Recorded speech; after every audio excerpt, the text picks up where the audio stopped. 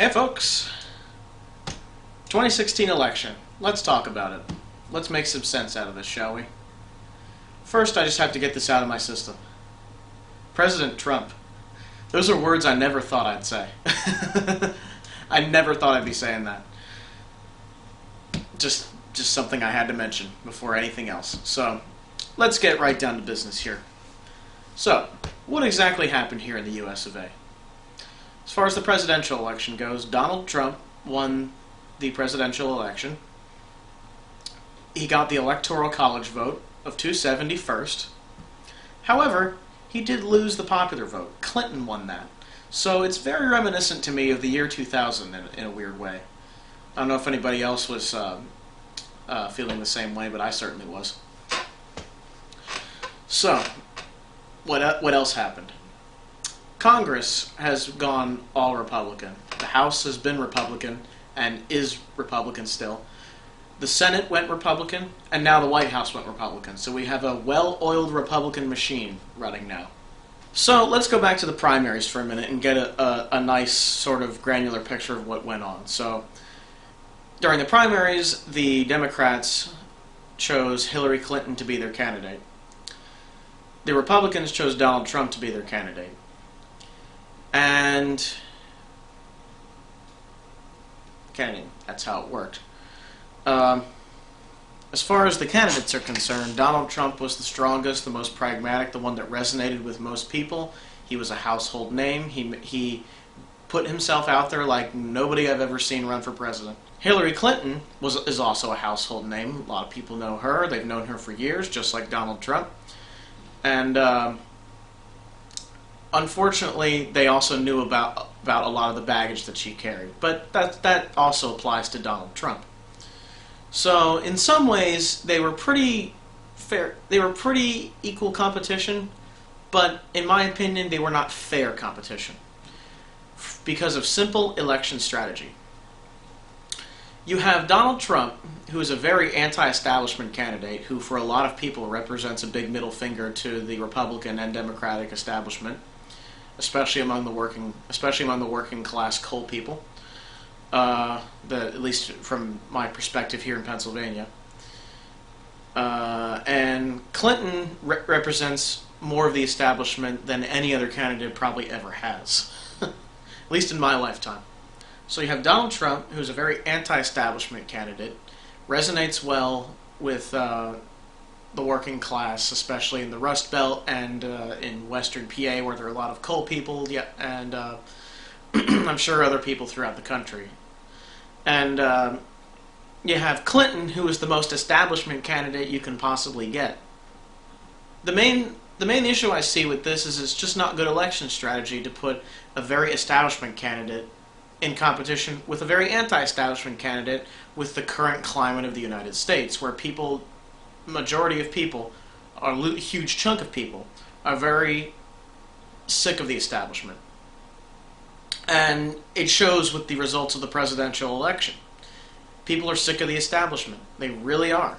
At least as far as the presidential one goes. I'm not so sure about the senatorial and races and things like that, but definitely in terms of the presidential election, people are sick of the establishment, and the results of the election reflect that.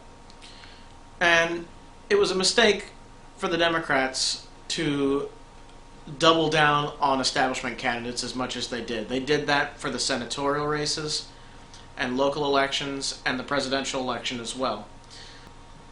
They didn't throw a lot of big picture politics into it. They focused a lot on gender politics and brownie points, mostly because that's what they achieved when they elected Obama before. So I think a lot of people really wanted to see a woman president, so they pushed that really hard and doubled down on it, while at the same time forgetting that they need to choose a candidate who can win. They need to choose competition that is fair, that is more apt. Unfortunately, I think that was a mistake that the electorate of the Democratic Party made when they made Hillary Clinton their candidate. She is not. Yes, she is qualified and she had experience, but she does not stack up well to Donald Trump, unfortunately. I think Bernie Sanders would have been a different story because he was also anti-establishment. He resonated well with working class people and disenfranchised people, just as Donald Trump has. And I think the story would have been a hell of a lot different. Maybe he would have won, maybe he wouldn't have. But I think, at least thinking about that, it would have been better competition as far as a ticket goes between the two. Bernie and Donald, that is. So, why did the Democrats fail? I've explained some of that already. I think the Democrats failed because of their strategy.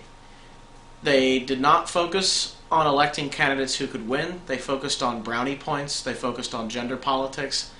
They didn't focus on a winning strategy, in my opinion. I think a lot of the neoliberal stuff got in the way, and they lost the bigger picture because of that.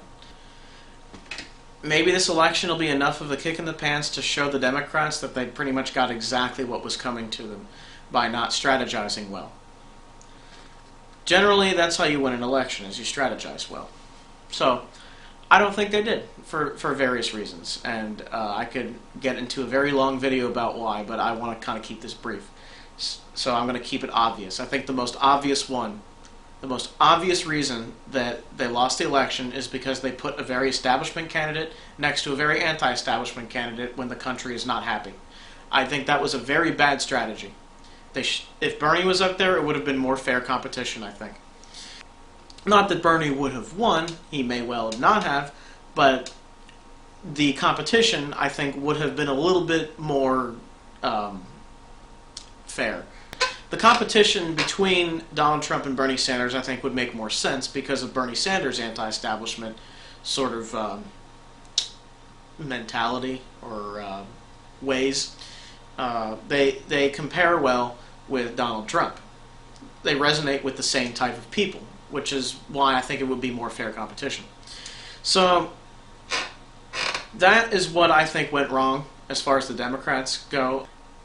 I think the DNC is responsible for these strategies. A lot of these older Democrats that are a lot more of corporate neoliberals, I think don't resonate with people as well as Donald Trump, who was from the outside and wiped the floor with every other Republican beneath him, did with people across the country, because they saw that as strength.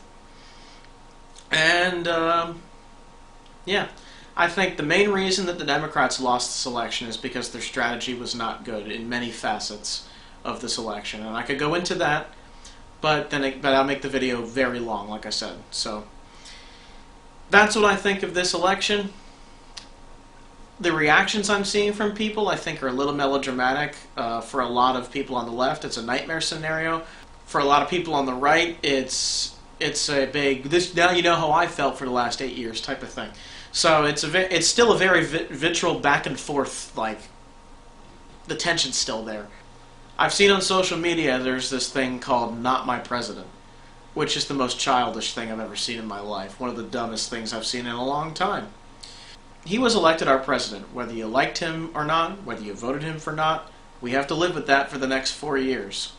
And basic social skills dictate that if you want things your way, or you want to get things done, you have to work with people. Not My President is the opposite of that. So that's just my 2 cents. I think it's childish, and people need to really grow up and just live with it, because it is what it is. That's kind of my take on life. You know, it is what it is. You might hate it, it might suck, but it is what it is, and you have to try to make the best of it and improve. So that's exactly what we need to do. I think Green Party candidate Jill Stein had the best thing to say about all this as far as people on the left. And that is, don't mourn, organize. And I think she's absolutely right. That's exactly what people on the left need to do. As far as people on the right, congratulations everybody, you were successful this time. So I think we should all work with the people we have and try to get the things done that we want, and try to make America exactly what we think it should be, all together. Whether I agree with you or not, I think we all need to fight the good fight, and don't give up hope, and keep on keeping on. So those are my thoughts on the 2016 election. It's been a crazy election cycle, I will say that. Let's celebrate. No more phone calls, no more political ads. Yes! So there are some silver linings there. So those are my thoughts on the election. If you're wondering what my particular perspective is, I'm a member of the Green Party. So I'm very interested in the environment and things like that. So that's where I'm coming from. But I'm not a person who lives in a hug bubble. I actually critically think about what's a good idea, a practical idea, and what isn't. So just because I happen to like Green Party's platform the best doesn't mean I'm not going to see things for what they are. And like I said, it is what it is. So for those of you who are wondering where my perspective comes from, that's where it comes from. You don't have to agree with it. That's just to tell you where I'm coming from on the whole election thing. So I'm sure a lot of you guys have your own opinions. I'm sure I'll see them down in the comments. So hopefully I made a little bit of sense out of this for you, and you enjoyed the video. So election 2016. Here we go for the next 4 years, folks. Anyhow, I'm going to end this video now before it gets too long. So have a good one, everybody. Ciao.